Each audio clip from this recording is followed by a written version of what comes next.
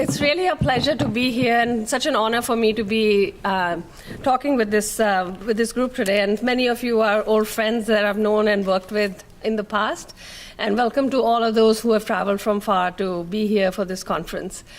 So Adrian asked a very interesting question, where does my passion come from? And I think definitely it's where I was raised, and I grew up in India working as a physician and started working in public health right away. And when I went to Bangladesh, I think that it just got reinforced that this is the area that I need to work in. And recently I became a grandmother, and I felt my daughter went through an experience that was pretty harrowing at one of the best hospitals at MGH. And it just reiterated for me how important it is for all of us to recommit ourselves to the work that we are doing in countries, because if my daughter, what she experienced at MGH, if a woman in Africa or Asia or the countries we support had experienced, she would not have survived, and neither would have the newborn.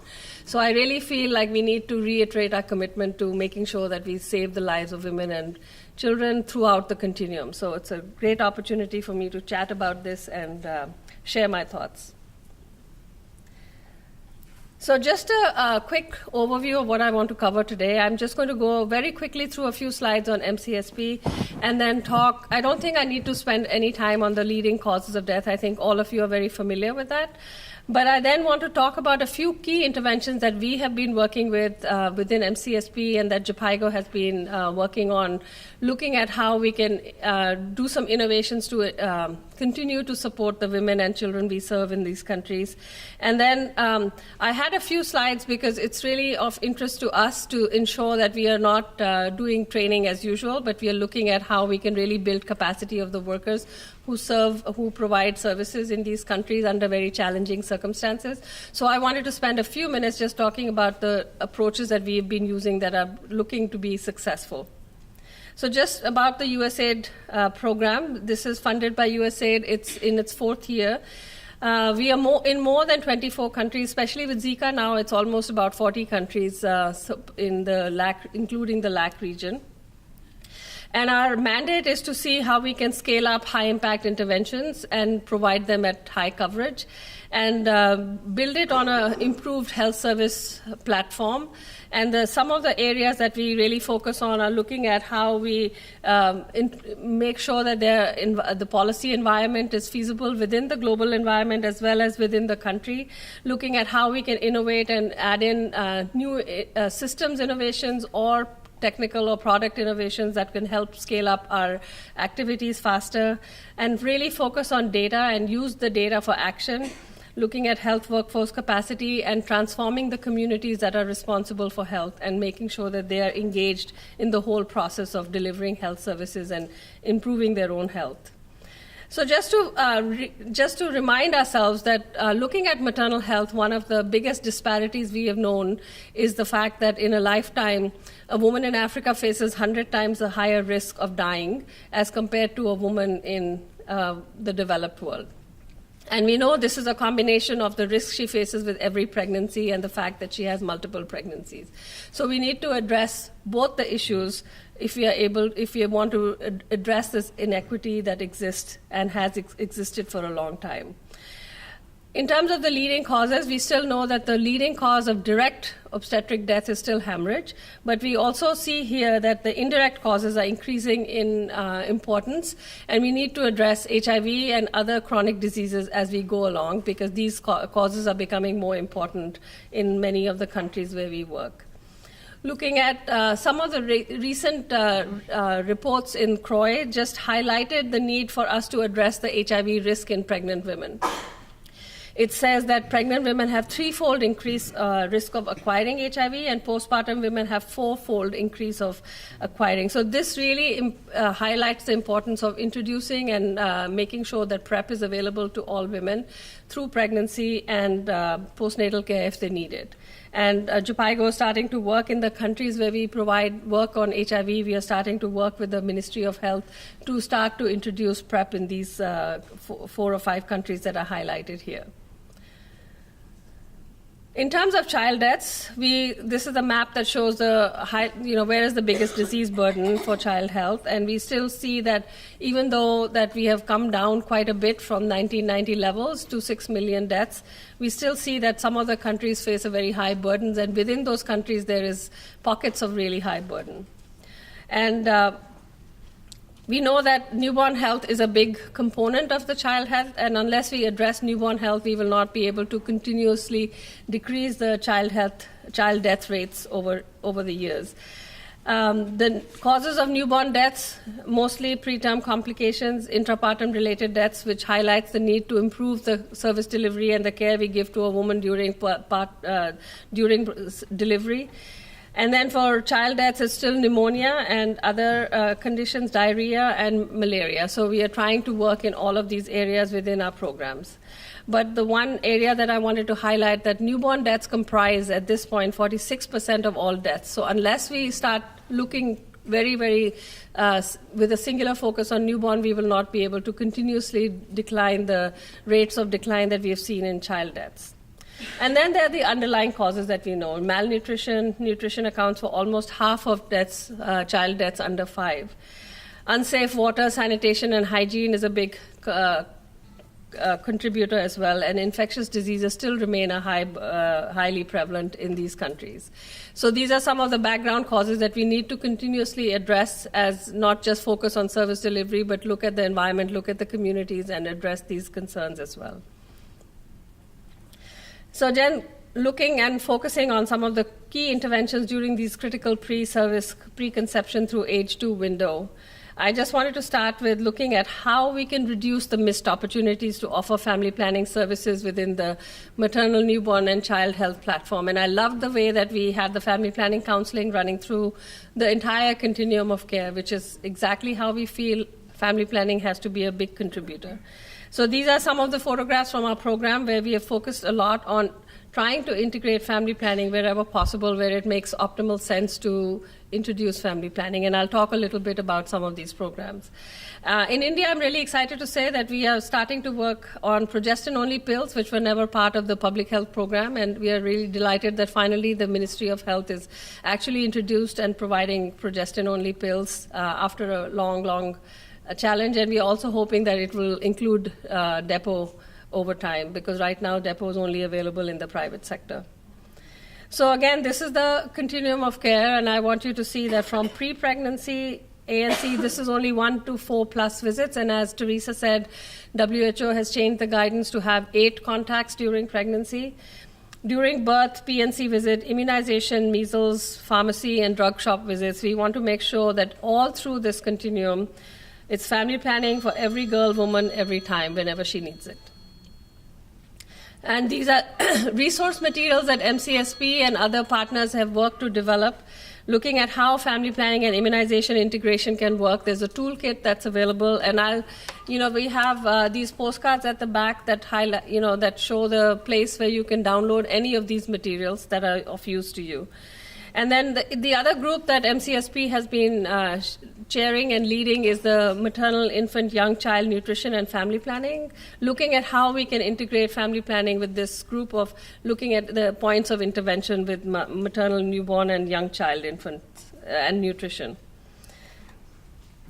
Another area of work that we have really focused on is looking at evidence-based capacity building for long-acting reversible contraception. I think this is something that we feel has not been promoted and is a really important, cost-effective ways of preventing birth. So we have tried to include integration of family planning within other services.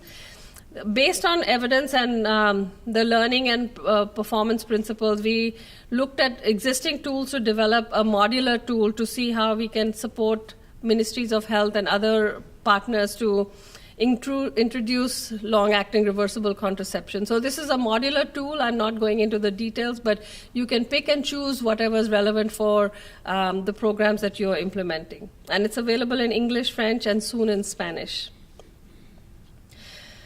Some feedback from the tools that we've applied, like this tool that we applied in Kenya. The provider said on-site training of the long-acting reversible contraception package at the workplace has a motivating factor since all staff are trained within the facility setup and has more far-reaching benefits to both clients and service providers. So this is important for both the clients and the service providers. Another area of opportunity that I wanted to highlight for everyone is the ORB platform, which has been developed as a USAID public-private partnership and is available as digital tools that are free of cost, have been already vetted by experts to say that you can use them for training community health workers or other frontline health workers. And these are the areas where the tools are available: family planning, ANC, labor and delivery, newborn care, child health, nutrition, Zika, WASH, and leadership and management. So you can download any of these tools for your country programs and then use them as and when needed for training health workers. We don't have to try and reinvent the wheel and create our own tools. So this is under the Empowering Partnership. And so there's the Global ORB Resource Library, and there's also a digital training open deliver platform, which can be adapted in any country if you choose to use it. So I just want to spend 2 seconds on the postpartum family planning package that we worked on in Rwanda, because we wanted to make sure that postpartum family planning is an integral part of our work in almost every country program. So we have field funding from almost 27 countries, and 20 out of those countries we are working on including family planning and postpartum family planning within those programs. So we worked on demand creation, looking at how group education sessions by community health workers can be empowered to provide information, looking at how health provider counseling during ANC and the immediate postpartum should be introduced. And then we really invested in the competency-based training and follow-up. So we trained the community health workers and the providers on postpartum family planning counseling, trained the nurses and doctors in introducing different methods of postpartum family planning services, and looking at how before somebody is discharged from the clinic or the facility, that there's the way to check with on the counseling with the pre-discharge counseling checklist. And then there's post-training follow-up by trainers. And there was a strong emphasis on quality improvement and mentorship to make sure that the providers had the ability to reach out and be mentored on a supervision visit by Ministry of Health representatives. And we see that we've already started to see the impact of some of this work. So you see here in October, December 2015, we started with the phase 1 of working in 4 districts to introduce this counseling and approach of demand creation and training. And we see at the end of 2017, December, almost 45% of women were discharged with a method. So this is showing that our investment in counseling and on-site mentorship and training and capacity building has led to a feeling that they can actually be empowered to provide these messages and services to the women as they leave. And we also saw the blue line indicates the increase in the counseling that was offered to women. So it's a voluntary acceptance of family planning choice method that they want.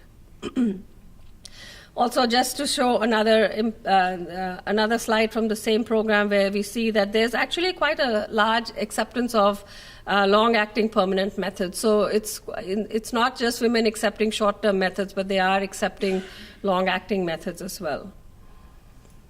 So now focusing a little bit on the opportunities to integrate in the antenatal care, safe delivery, postnatal care time frame. And we worked on looking at how we can think of antenatal care supporting the quality as well as the day of birth, because we know that most of the death for newborn and mothers happens around the day of birth. So how can we strengthen different priority interventions around the day of birth? So let me focus on antenatal care for a few slides. So we know that antenatal care attendance has a critical impact on both the mothers and the newborn. For a long time, people felt it was only focused on the interventions only impacted the newborn, but we really feel like given the chronic interventions, the rise of HIV and TB, all of these can be really have an impact on the mother as well. And we need to focus on antenatal care with a new light. It's the start of a woman's, for the many times, it's the first time that a woman actually interacts with the health facility. So it's the start of her understanding of the healthcare, the requirements, and understanding the birth attendance for universal health coverage. It's a window to address direct and indirect causes and connect women to ensuring that they have skilled attendance at birth. So a lot of the work that MCSP has done is to really work with WHO and support the development of the guidelines for antenatal care, and then looking at how we can help disseminate those guidelines. So sometimes the guidelines that WHO develops are very complex, but we have tried to work with WHO and develop briefers that simplify those guidelines and that can be disseminated at the country level. And these are jointly branded with WHO and MCSP. So these are some of the briefers. For instance, this is WHO recommendations on antenatal care for a positive pregnancy experience. So it's a summary 2-page briefer that can allow a country and or providers, program managers to understand what can be incorporated, should be incorporated into their ANC program. So we worked on disseminating these ANC recommendations, developed a PowerPoint for guidance, and these joint briefers. We've worked with ministries of health to incorporate and introduce the new guidelines. I think it's a challenge for ministries to go from introducing 4 visits, which have not also been met up till now, to say, okay, there's going to be 8 contacts. So we are trying to see what is most optimal, what can ministries really introduce in their policies and guidelines. And then I think that many countries are devolved. I think we have a representative from Nigeria where states are in charge of their own health. India is the same way. I think Kenya has counties. So we need to make sure that we take these efforts at the subnational level as well. And how do we support the building of the district health teams, introduce management and governance principles so that they understand and maintain ANC platforms as well as the services that need to be introduced and provided and measured.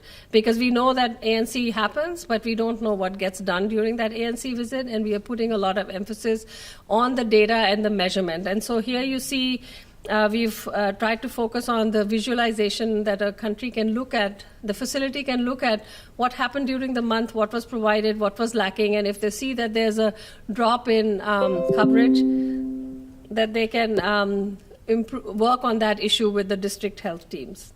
Other aspects of work is looking at patient flow, patient experience, respectful care during the services, and focusing on a few key interventions that you measure. So I think that's the thing I wanted to share, and I want to share a few slides to show that whether we are making a difference in the countries where we are working. So here's another graph from Rwanda, which shows where the initiation of quality improvement methods happen, and the 4+ visits has gone up from around 8 or 12% to 62.5%. So you see that having a focus on strengthening the district teams, focusing on quality of care, looking at what gets measured during those ANC visits has helped to increase the percentage of women who are making 4+ visits, and they feel more confident about the services that they're getting. Similarly, in Kenya, we see that the prevention of malaria, treatment during pregnancy, and iron folic acid in ANC has gone up. Where you see the dip is because there was commodity disruption, and we see that in every country where there's still stockouts and problems with supplies, and then you see that there's a challenge in how those countries are able to continue to deliver the services. And then I also wanted to emphasize the quality improvement efforts can strengthen the measurement and early detection of preeclampsia, eclampsia, because we know that blood pressure does get measured, but then what happens? Are people treated? Are people monitored? And that's the area that we want to work on. This is, again, looking at one of the challenges that we had in Nigeria was looking at the challenges with services and quality of care, because partograph was not used, there were no measurements being done, the service providers didn't feel they had the competency to be able to provide labor and delivery and deal with complications. So we start to work with improving the care for newborns in Nigeria. And then we can see here that percentage of deliveries where partograph use went up. And this is quite a challenge because in many countries where we worked with partograph use, it's very difficult to get providers to use it as an effective management tool. They might fill it up after the fact, but we really want to see how they're using it as a management tool to address obstructed labor or other complications that arise. So we are beginning to see a change based on the quality improvement efforts, the approaches that we are taking in making the training and competency building skills on-site and more mentorship-oriented. So one area I wanted to talk about is group ANC. When WHO developed their guidelines for antenatal care, they left in an area of group-based antenatal care and saying subject to further research. And Jhpiego has had the opportunity of working in 2 countries to look at how can group-based antenatal care help provide integrated, women-centered care. So in this, women are put in cohorts with the same gestational age. So if they're 12 weeks pregnant or 14 weeks pregnant, then they move with a cohort of women who are in the same gestational age and work with one midwife. So they do a clinical assessment at the first visit and then at every visit. But it's a group. Sorry. It's a group-based learning, so where women are helping each other. They're working to take blood pressure of each other. They're working to address danger and complications and talk to each other about what each one has experienced. And then they offer the peer support.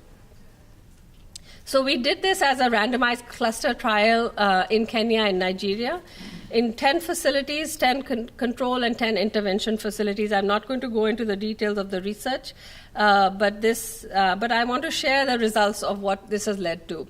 If you see here the intervention in Nigeria for the 4+ ANC visits, which we want to see the increase in those visits. In Nigeria, the control is light blue, and then you see the intervention is 90%. In Kenya, it went from 48% to 86%. Facility-based delivery, that's one of the outcomes that we were looking for, that if we provide this group-based care, we will have more women deliver with a skilled attendant. And we see that has also gone up in Nigeria, not so much in Kenya because it was already, many women do deliver at the facility level.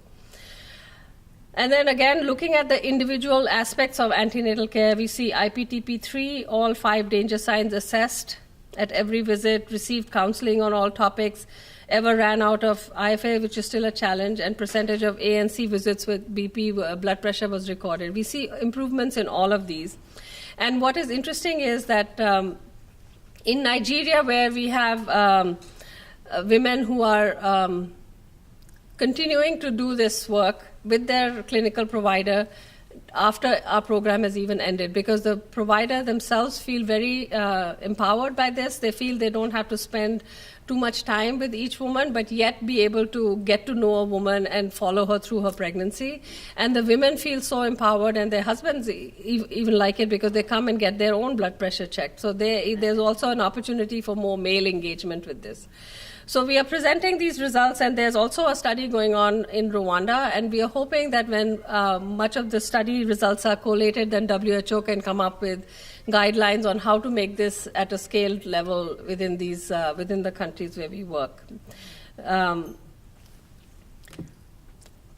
So I'm not going to go through some of the other, I already spoke about the areas of work in Nigeria where we've been working in Kogi and Ebonyi, the 2 states, where actually the prevalence of women coming into deliveries was high, 84% or 86%, but yet women were dying at a much higher rate than some of the other states. So there was obviously a big issue of quality of care and what was being provided there. So we helped to set up district health teams that provide this care and be able to support them in looking at data and being able to address this through mentorship with professional associations.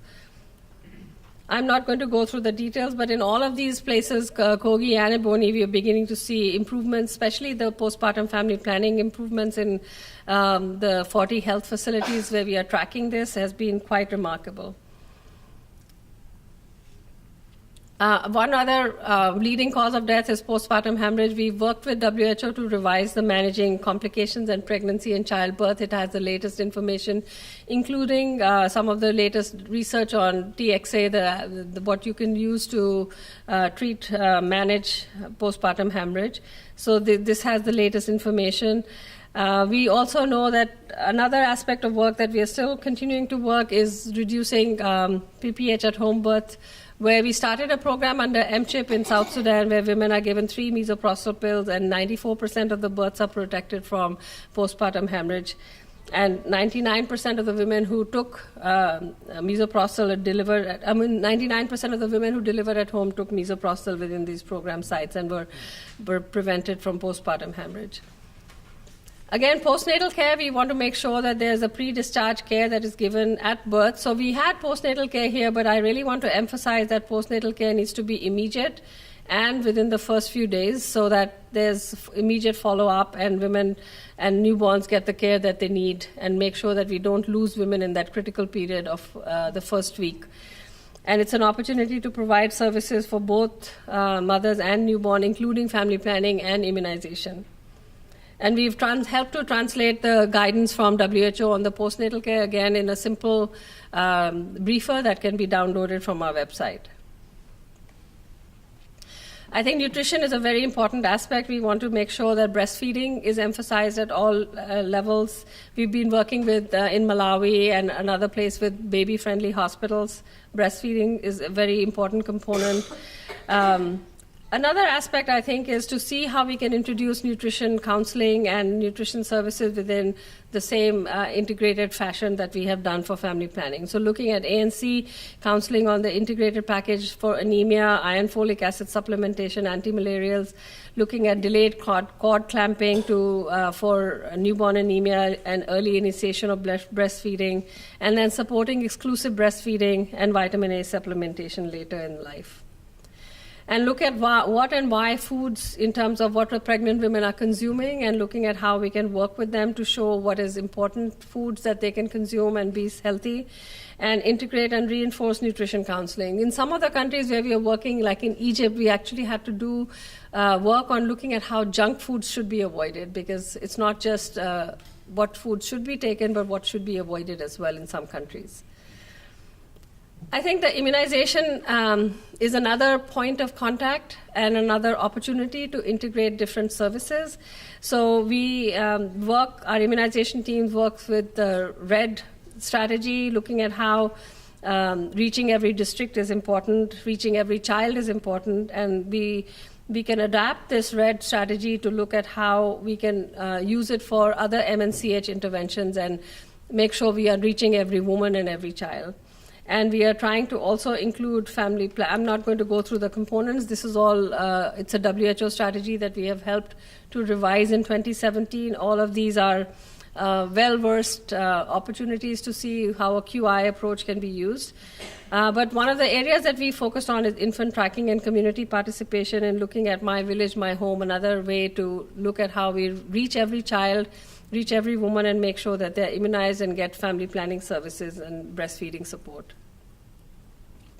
So just a few quick slides on health worker performance. And I think that we want to avoid what this article tells us, that training and supervision did not meaningfully improve quality of care for pregnant women in sub-Saharan Africa. So what can we do? What is going to work to improve the services?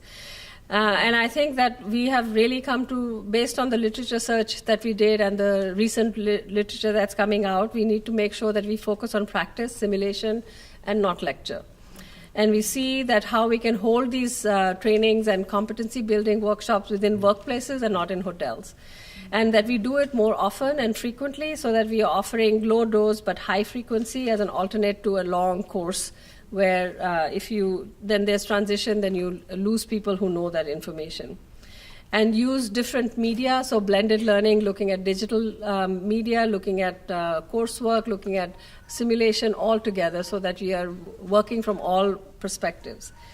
So this is just a slide to show how we can work together to make it more visual. We've also done a research in 2 countries to show how the low-dose, high-frequency work can yield better results. And both in Ghana and in Uganda, the work that was done with newborn survival in Uganda under USAID funding under the Saving Lives at Birth, it shows that from these 2 studies, we have learned that it works if you do low-dose, high-frequency with good mentorship and follow-up, with facility-based simulation and on-the-job training.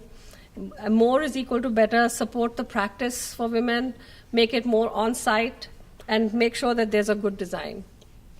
So I just want to recap. With evidence-based learning is competency-focused, it's hands-on, it's interactive, it's team-based, it's on-site, it's thoughtfully designed and implemented, what needs to be given in high doses and what frequency. It's ongoing. On-site team-based learning requires coordination and commitment, and it optimizes the technology. And this is just a summary of everything that we need to do to make sure that evidence-based learning works and that we are not doing the same thing over and over again for the same providers.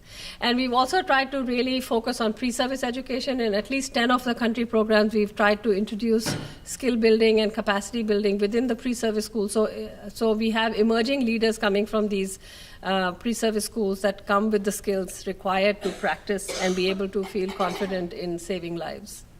And mentorship, I think, works best when it's integrated within the capacity development and quality improvement efforts, and that we support the Ministry of Health and other structures that are providing services, and we build a relationship, and that they are clinically proficient. I'm not going to go through this.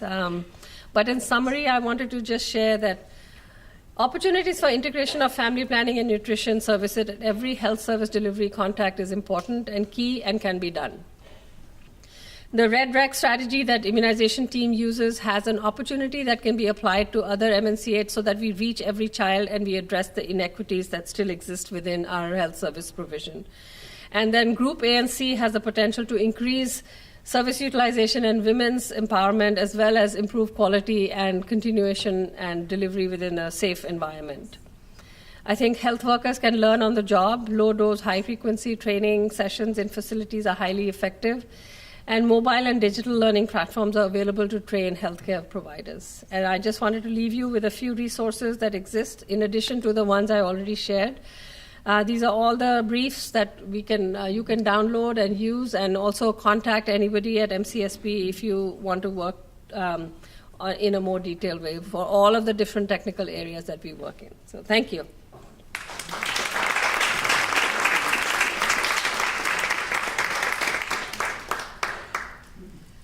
Thank you, Koki. That was it was overwhelming. I really liked your low dose, high frequency thing, and this was a high dose thing that we just did. Anyway, we have a few 15 minutes or so to ask questions of Koki. Any Yes. questions? Yeah. Thank you, Koki.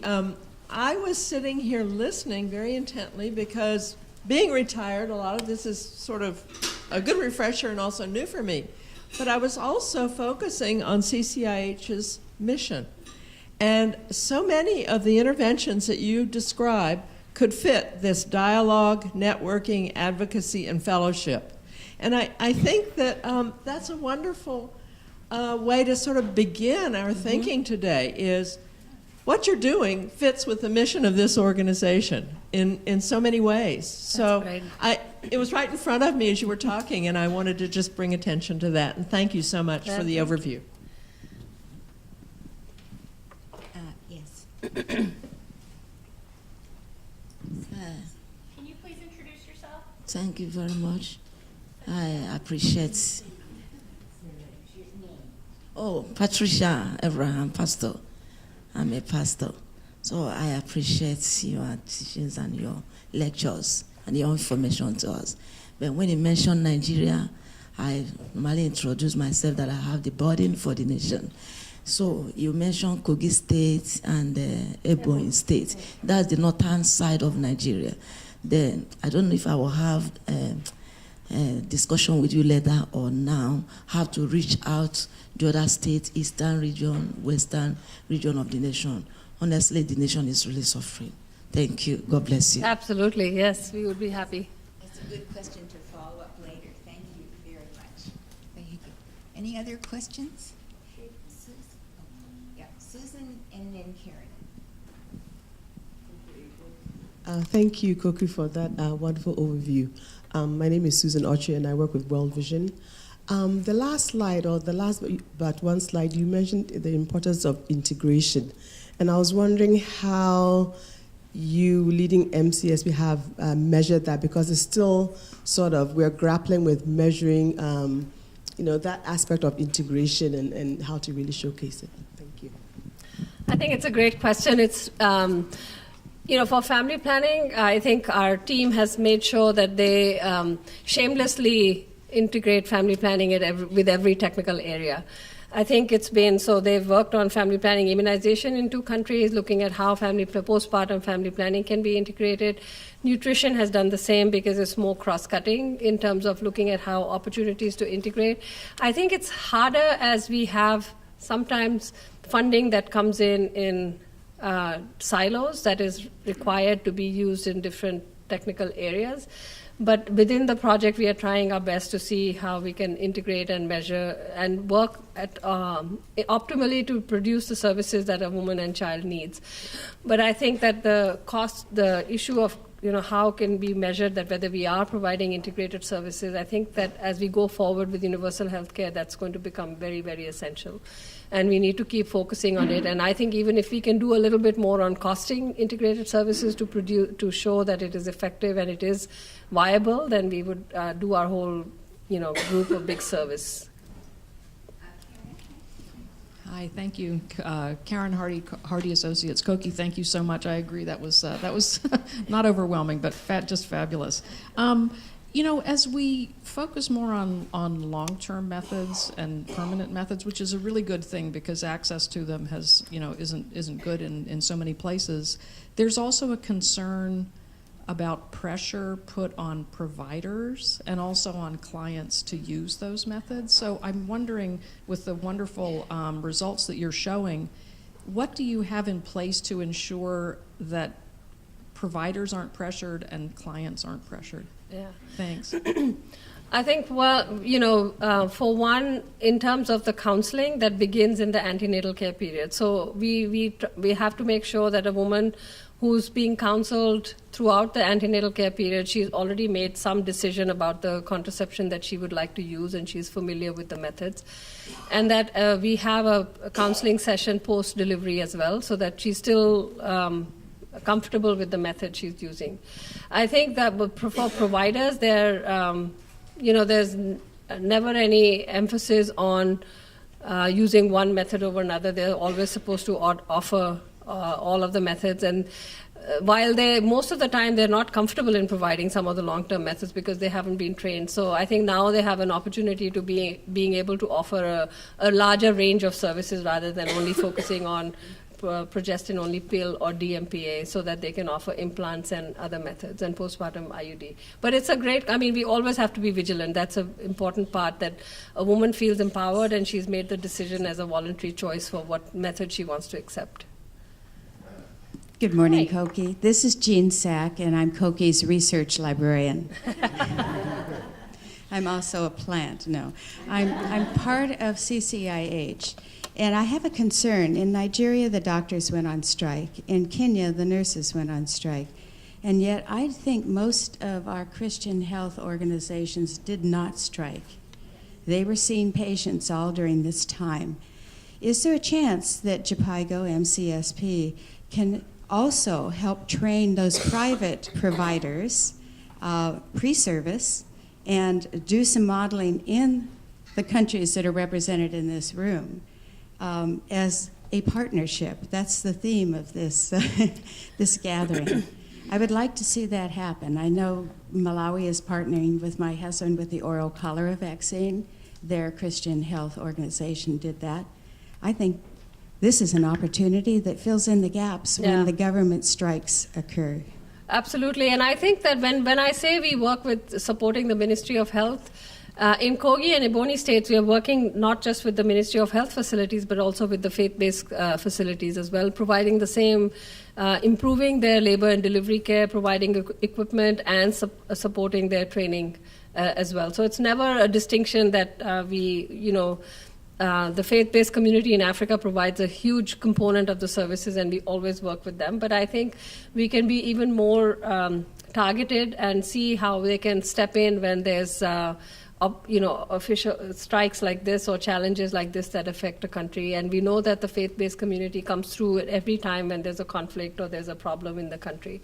So some of the challenges that we also want to address with the faith-based community is that they don't feel that they get the supplies and the equipment that maybe the Ministry of Health facilities do. And we've tried to make sure that they get, that they are receiving the same level of supplies, and they get the free services, commodities that they are able to provide to their clients as well.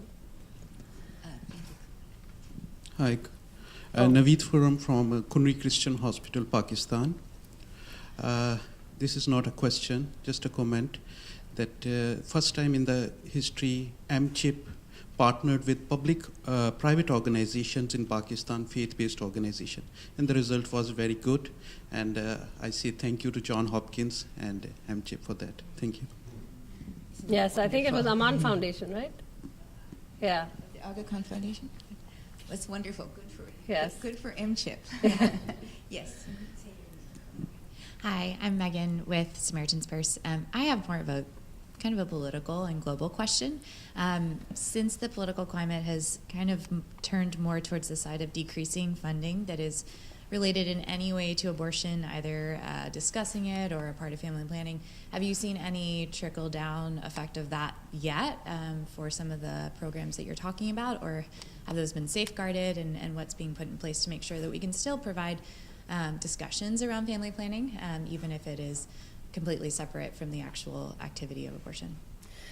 So I think for family planning, we have not seen a challenge yet, but what has happened is because with USAID funding, we have to flow down some of the new requirements to local organizations that we work with. And many of them could be professional associations that provide a whole range of services, like the OBGYN associations.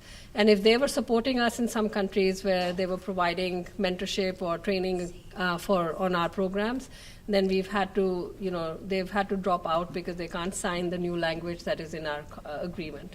So there are some challenges, like in Mozambique, we had the OBGYN association could not continue to work with us, so we've started to use other local organizations. But in terms of family planning, I don't think we've seen any decrease or any lack of support from the local organizations yet. But there's always a challenge. We're always worried about the funding and the opportunities, that how we can continue to support these programs. And there's Teresa, who can answer more questions, I guess. Thank you, Koki, for that wonderful presentation. My name is Jane Kishoyan from Christian Health Association of Kenya. And Kenya has really been mentioned there, giving the best practices, and I can say that it is very true. I also attended a workshop where they were disseminating this information, which is very, very good to learn from. And I was just wondering, when it comes to PPIUD, as you are presenting, we know that the trainings in the hotels is very expensive. And this is when we are training the people who have already been trained and they are working. How can we possibly maybe make sure that the students who are the pre-service students, that they get this information and training even before they come out of the colleges?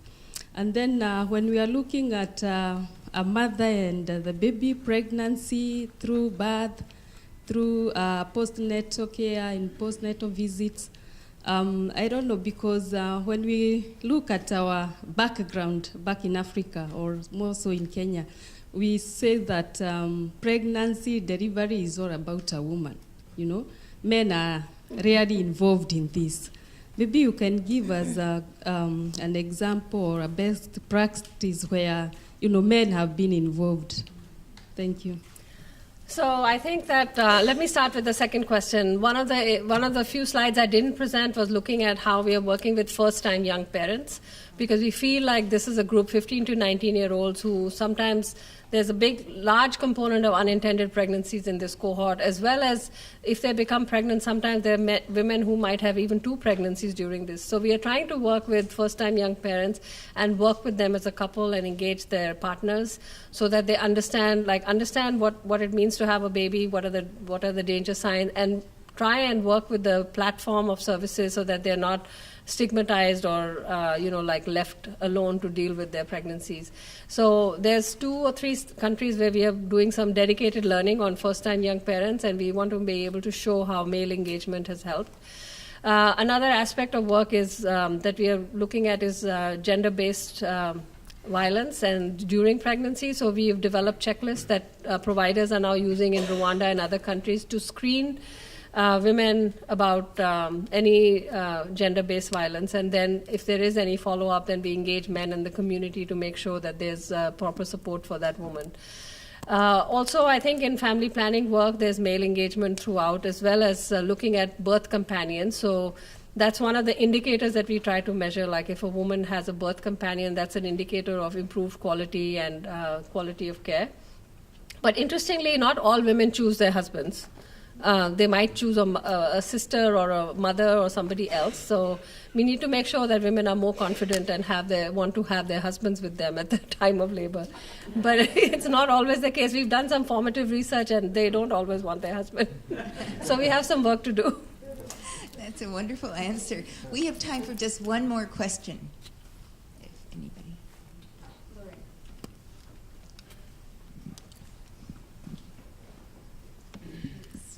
Thank you, Koki. MCHIP and MCSP have been real leaders in this field. I really like the idea of the low dose, high frequency. I'm wondering if you can just talk a little bit more about what constitutes low dose and how you strike that balance. So I think it's covering a few things in the training that you do. So, I'll describe a Nigeria program that we have. So we are working with the newborn and the OBGYN Association in Nigeria, and they go to the facility and provide training on one area, but for just 2 days, working with a few providers from that facility so that the services are not disrupted. And then they ask for whatever is the gap in their, like where do they feel uncomfortable about providing services, where would they like more support. And we have simulation models that they take with them and demonstrate right there and then. And then we follow it up with the supportive supervision and mentorship visits. So when the government worker or maybe sometimes our staff or just the government worker goes, that they're reinforcing the same skills so that they're, asking about the questions. Are they able to provide, sometimes even demonstrate or watch them, and then help them understand what they did wrong or what they could improve. So it's small chunks of, where the gaps are and what needs to be fixed, and trying to repeatedly do those with the providers. And we are trying to also cost it out to see, in the long run, does it work out to be more effective than these continuous trainings that we've done week after week, and try to reduce the level of, the BMONC training going from 3 weeks to just 2 or 3 days, just refreshing people's skills.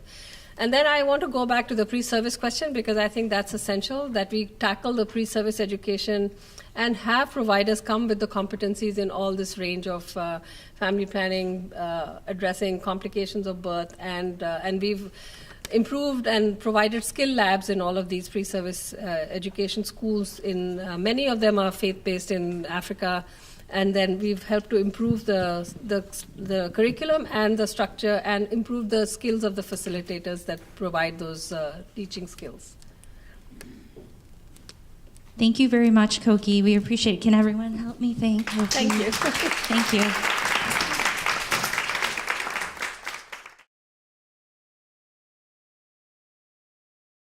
We talked about nutrition, and we had different conversations different things came out at every one. But I think talking a lot about how can we use the church as a way for encouraging both healthy nutrition in families as well, and family planning as part of that. And so wanting to discuss more of that. But then the surprise, you said? Well, my personal surprise was hearing somebody mention a ministry that my mom used to do called Apples of Gold at her church, where older women teach younger women, and they cook and they talk about life issues. And I thought, oh, my mom did that for 10 years, and I never thought about how we could do the same thing with all those nutrition projects that I work with. So learning from my church here in the U.S. to apply maybe an adaptation.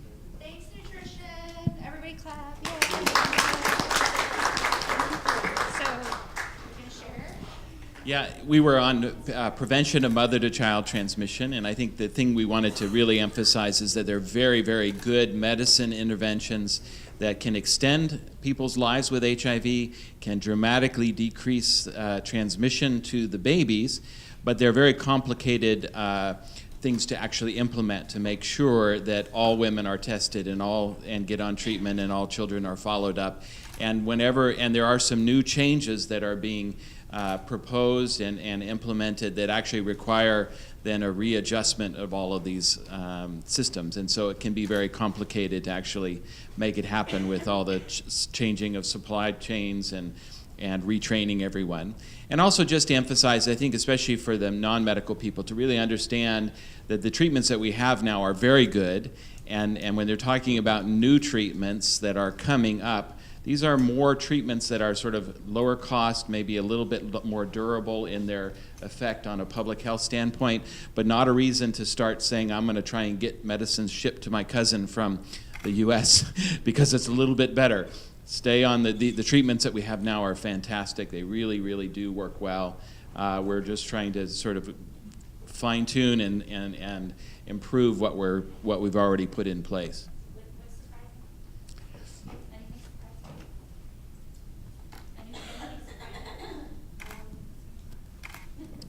I guess we had one of our colleagues from Kenya was pointing out something really important, that work that we implement is only as good as the lives that we touch. And so if we're working solely at the facilities, we're missing a lot of people.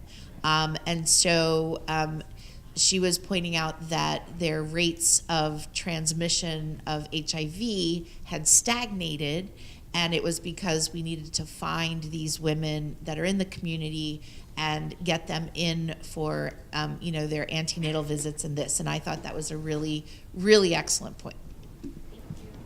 Yay.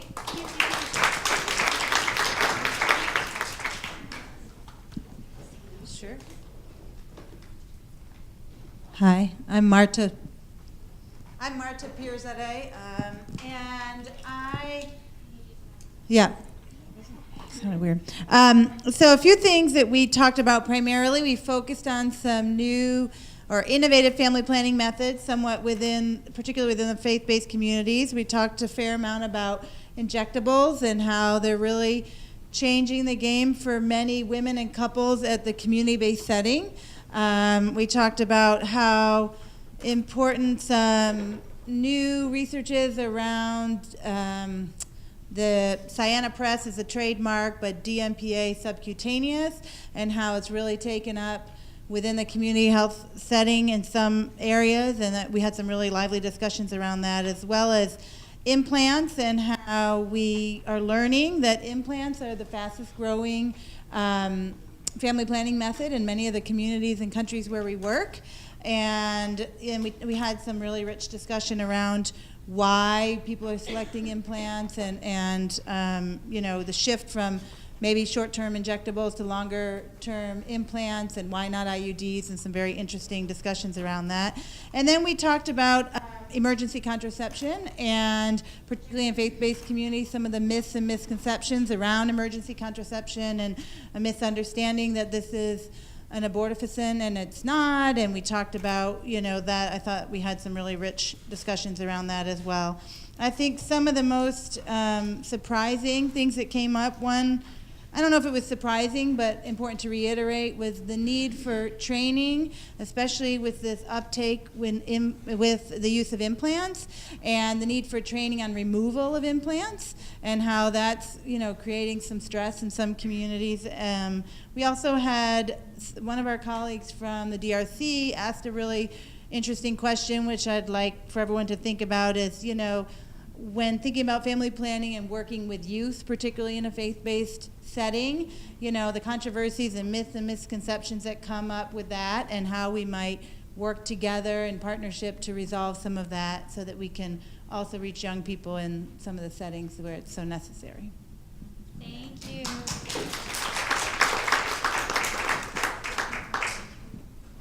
Hello, this is Teresa Shaver, and I think for antenatal visits, 8. Everyone was.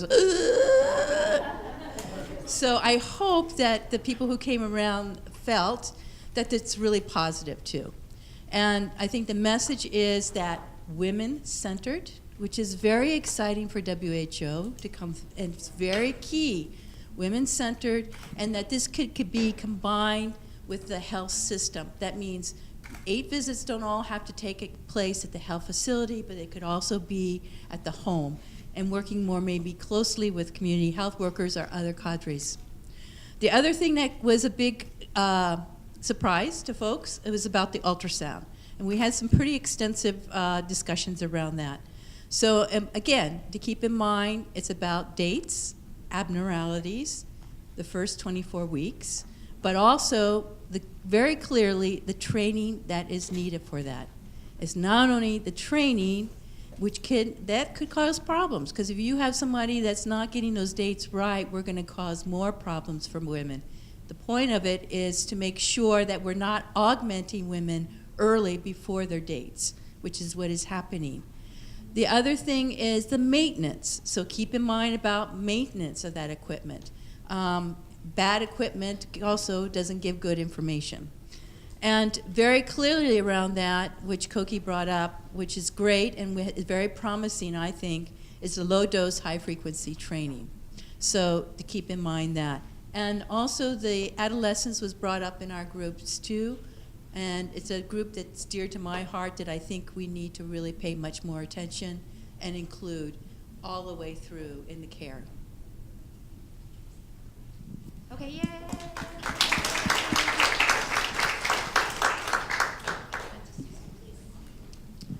Hi again, my name is Susan Autry, and we talked about immunization, and we took it from the pre-pregnancy stage, as Teresa has mentioned, and I kind of flipped the immunization to vaccination to talk about tetanus toxoid when the girl or the mom is pregnant, because it has an effect on the first 1,000 days, especially during delivery.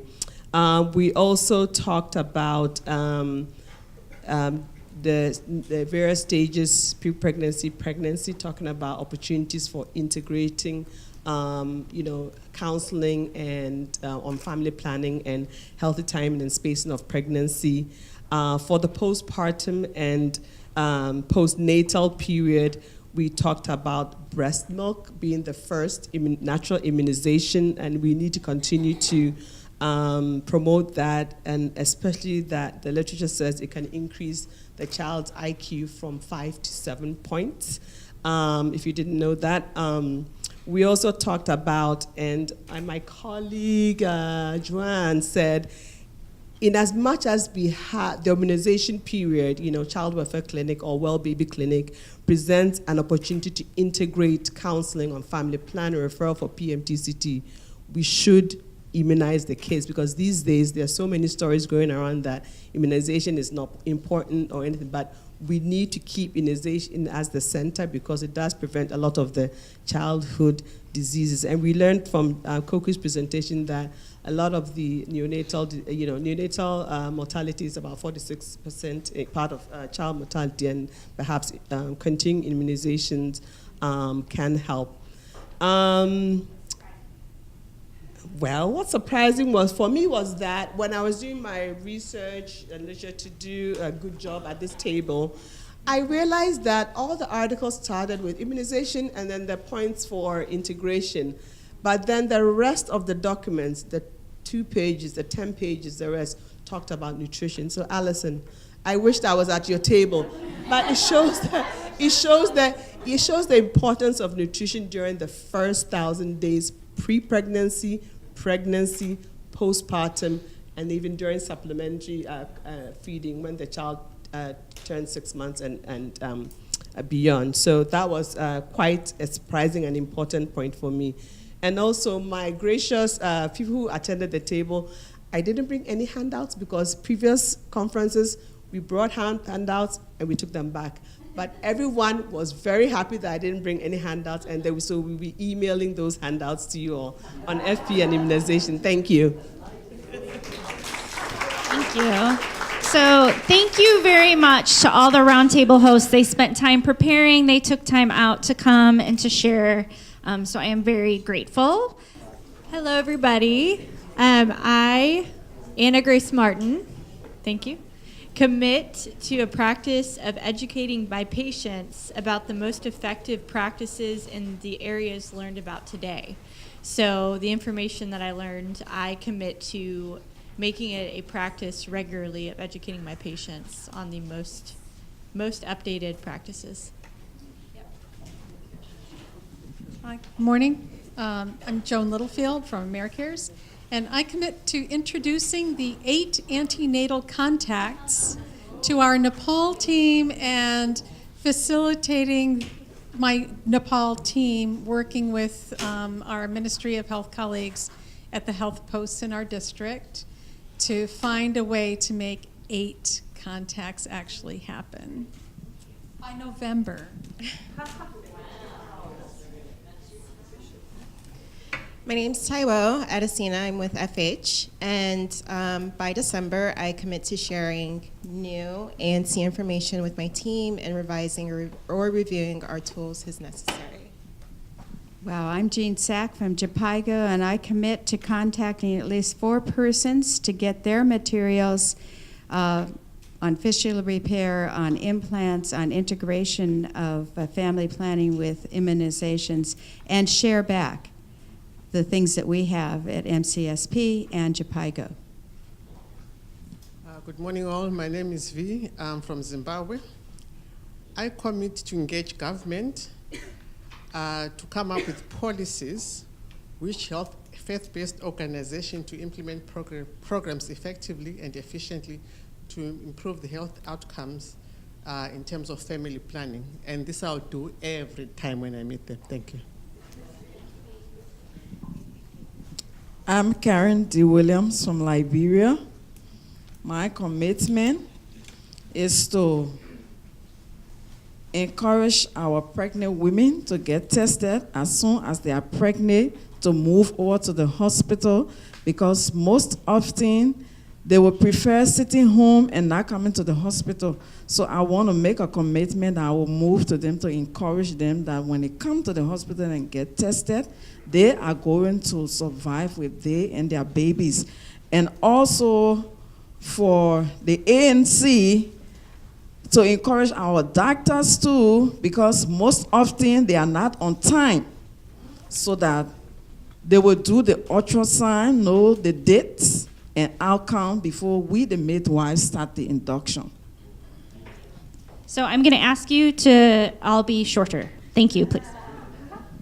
Okay, I, Esther Guan, commit in the next 6 months to get our program managers in the field to update the care group curriculum with the fact that feeding colostrum is the first best immunization for the baby, and that it improves IQ by 5 to 7 points.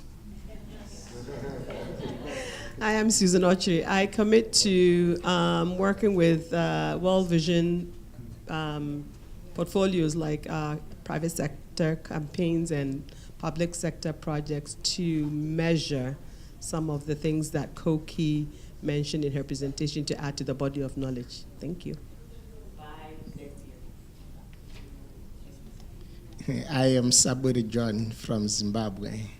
I fully commit to integrate health partners in Zimbabwe to work with faith-based organizations like ourselves and integrate our programs and implement activities in a cost-effective manner. 6 months, you guys are really, wow. And Katha from ACHAP. I commit to work with our members to sensitize them on the importance or on the role of the church, of engaging the church at the lowest level in their health programs. I, Liz Creel with JSI, commit to continuing to advocate for and promote integrated service delivery and look for more effective ways to show and measure results. I'm Gavin Price-Lewis. I'm going to stick to my guns. Our slogan is Sustainable Rural Sanitation believes every human being has the right to a decent toilet, and this morning just reaffirmed that for me, and I intend to implement that within 6 months. Good morning, I'm Judith from ADRA, Zimbabwe. I commit to introduce low-dose, high-frequency training in our proposals, starting August with the program teams, so that the trainings are done at facilities and reduce the hotel-based trainings. I'm Sally Craig Huber, and I commit to paying more attention and looking for more opportunities about improving the health of children and mothers during the first 1,000 days, and to share these at next year's meeting. Reverend Baraka, I commit to organize on-site training for at least 3 churches that I can have influence, 2 primary schools that I can have influence, and 2 secondary schools that I can have influence about nutrition, how is best for their life and the family life. Maybe till April next year. Well, I'm going to follow up with you in January. I'm Georgia Winson, and I work for a medical supply chain organization, and I commit to use our platform to provide more educational information about CCIH, but also about a variety of different healthcare resources. And I will create a resource section on our website, and then also work with my team to create a resource packet that we can distribute during our consultation initiative with people as they're ordering supplies. Thank you. I'm from a supply chain organization, MEDS in Kenya, and we run a project with Jansen. We've dubbed it as Mother and Child Rescue Project. So my first commitment is to incorporate the 8 contact visits in that project by June next year for those facilities participating. Number 2, I have 2 commitments, is to increase the range of products that are stocked at MEDS for immunization and also for nutrition. Thank you. My commitment is to write and submit a proposal based on Dr. Stephen Carnival's research on nutrition to potential donors in consultation and close coordination with CCIH. Thank you. For me, I committed to promote child nutrition, education to parents with children under 2 years, promote exclusive breastfeeding and complementary feeding, continue breastfeeding until 2 years, 2 years through church to prevent malnutrition. Thank you. Hi, I, Allison Flynn, am committing to reviewing my training structures for a new adolescent nutrition project to think about this low-dose, high-frequency approach and to measure that and measure the project well. Well, it's very measurable. Smart term, right? Super smart. All right. Reverend Moses Kariuki from Kenya. My commitment, next 6 months, back at home, I will talk to the county government on the issue of the family planning, the updated methods, and also educate our people, mainly in the parish, and health facilities as a chaplain.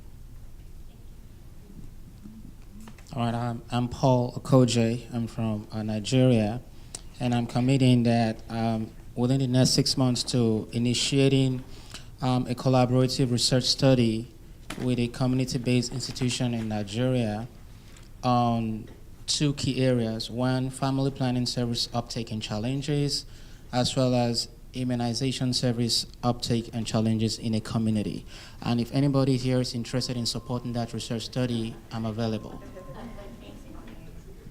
Hi, I'm Megan Viddick. I work with Samaritan's Purse. As a result of the conversation over on that table about the move from 4 to 8 visits, I am resolved, as I'm new in my role as a technical advisor, to understand better what we are advising all of our country offices on for minimum guidelines for family planning as well as antenatal care, and to make sure that I have a hand in making sure we have those guidelines and they're disseminated.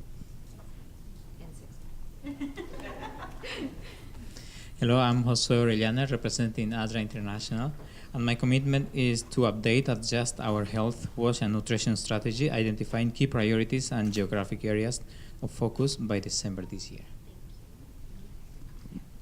Hi, I'm Andrea from Jhpiego, and I commit to joining the Family Planning Immunization Integration Community of Practice and to stay updated on research and best practices in this area. My name is Steve Mukawa from St. Luke's College of Nursing. I commit to make sure the students from St. Luke's College of Nursing has the Family Planning Handbook 2018. I hope Dr. Douglas will help me on that one. Thanks. Otis Bobo from Liberia, La Assemblies of God Church. I commit myself that the church will write a proposal on nutrition and especially for pregnant women, what to eat, and then to write on family planning, how to space their children, and will be taken care of. Thank you. Hi everyone, my name is Maria Moma, and within the next 6 months, I commit to completing my internship with CCIH and HHS within the next 6 months, and applying whatever I learn in my job afterwards. My name is Katie Howder. Oh, it's on. Can you hear me? My name is Katie Howder. Mine is simple. In the next 6 months, I commit to prayerfully considering and thoroughly investigating careers in maternal and child health and nutrition. My name is Pius T, and I'm from Cameroon. And within the next 1 month, I want to ensure that our workers place all HIV-positive pregnant women on option B+, and to follow them monthly and continue following up of mother-baby pair until the child is negative. I'm Patricia Kamara. In the next 6 months, I will work with 20 church leaders to create awareness on nutrition and HIV and AIDS. I'm Lois Quam. I'm the Chief Executive Officer at Pathfinder, and I commit to expand our work with faith-based organizations with a particular focus on young people in West Africa so that each young person can reach their full potential in life. Hi, I'm Douglas Huber with CCIH, and I commit to helping facilitate some partnerships between faith-based organization and a training institution for training in the implants, including the newer Nexplanon that Koki pointed out, that makes it easier to make sure that the insertion is done correctly and improves the difficulty, lessens the difficulty for removal, and also for subcutaneous injectable contraceptives. My name is Roslyn Aranya from Nigeria. In my community, I'll make sure the pregnant women They will have the knowledge of family planning from ANC. They will be lectured on nutrition from onset of conception to last 2 years of delivery, and immunization, and making sure that we'll be having trainings to all other health workers. Thank you. My name is Jane Kishoyan. I'm working with Christian Health Association of Kenya, and my commitment is to ensure training of 100 healthcare workers from CHAC, that is faith-based health facilities, through on-site mentorship for skills acquisition for long-term methods by December 2018. Thank you. Perry Jansen, I commit to increase awareness of best practices in family planning, PMTCT, and nutrition amongst our partners by 73.4% by September 8th.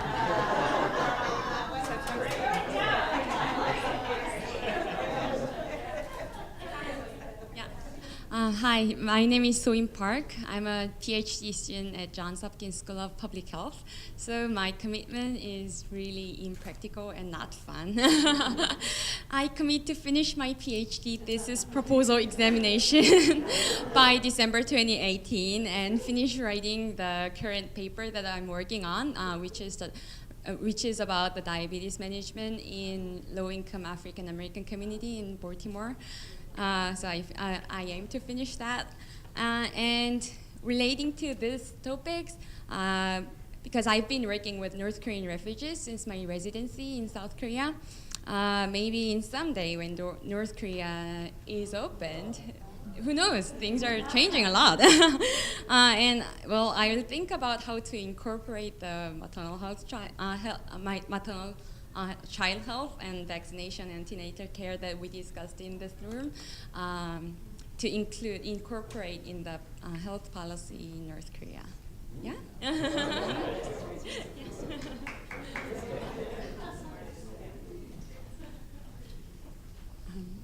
Hi, I'm also a student at the School of Public Health, Anne-Marie Patani.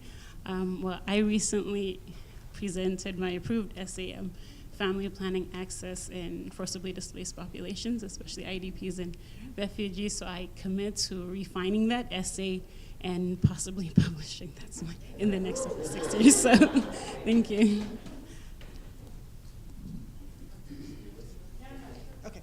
My name is Karen Levin. I'm from Engender Health, and I commit to continuing to ensure balance in our programming between community work and facility strengthening, so increasing both access and respectful quality of care.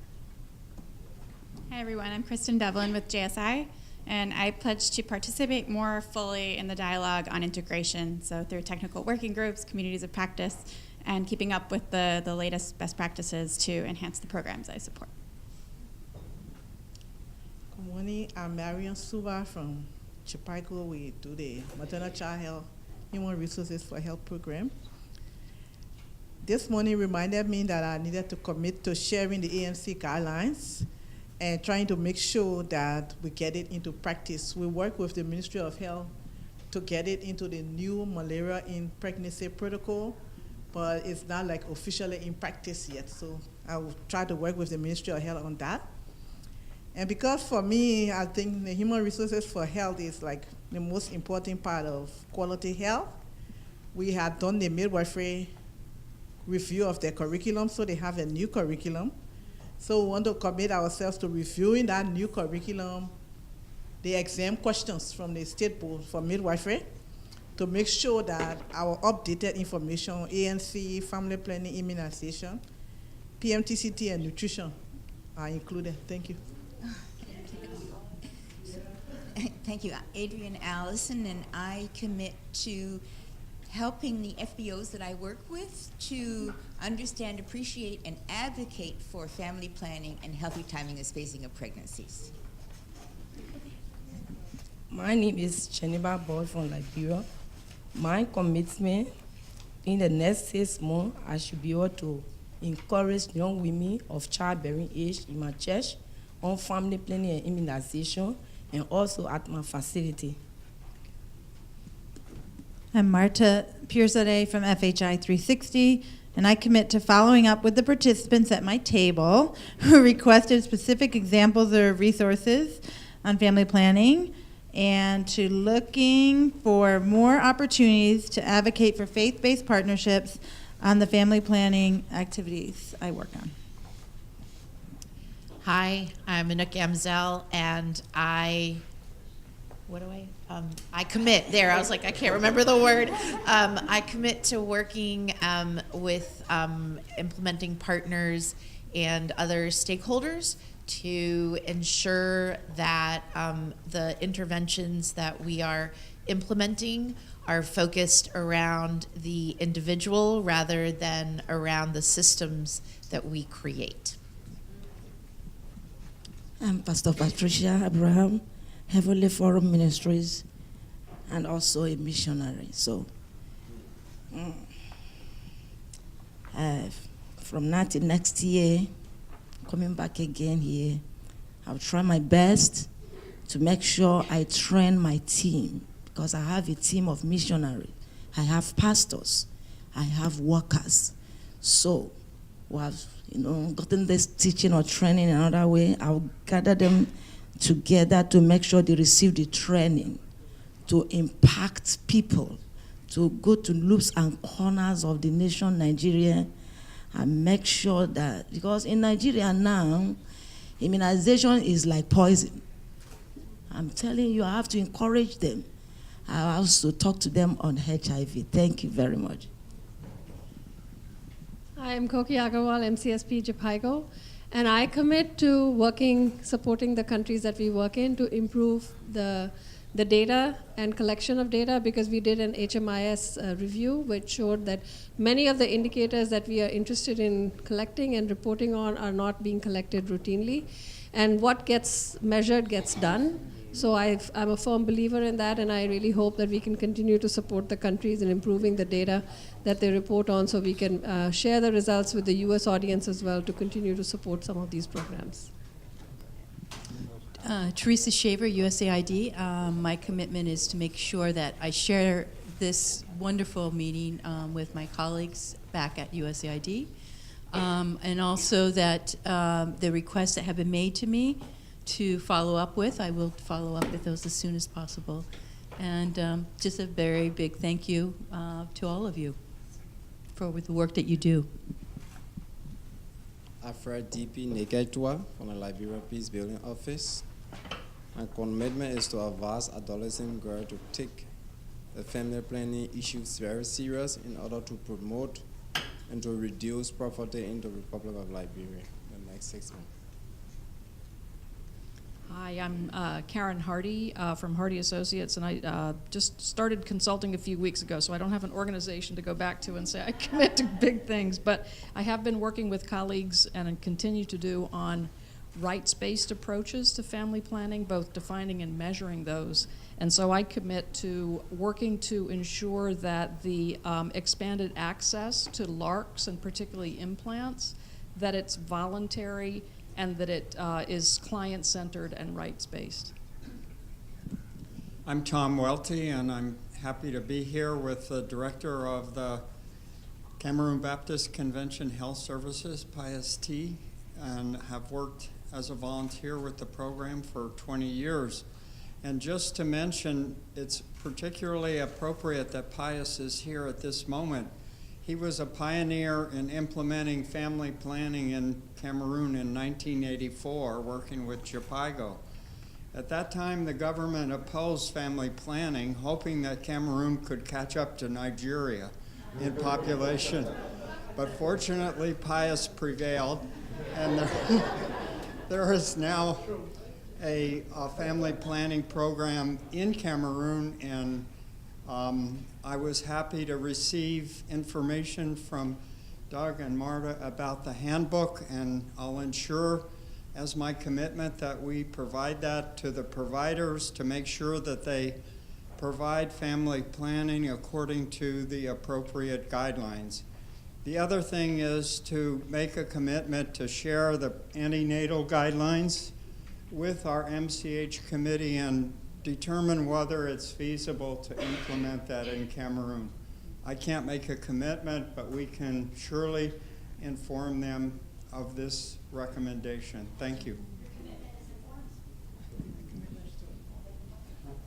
I'm Edie Welty, and I also work with the Cameroon Baptist Convention Health Services, and I commit to reviewing the new WHO, ANC, and other obstetric guidelines and comparing them with a course that we are currently teaching in Cameroon on management of obstetric complications that is sponsored by the American Academy of Family Physicians. I commit to introducing and encouraging people through this special course in management of OB complications to get acquainted with the WHO guidelines, including the new 8-visit approach. Thank you. Thanks, Edie. Wow, good job, everyone. I made you stand for a while, but when you're making a commitment, you should stand, right?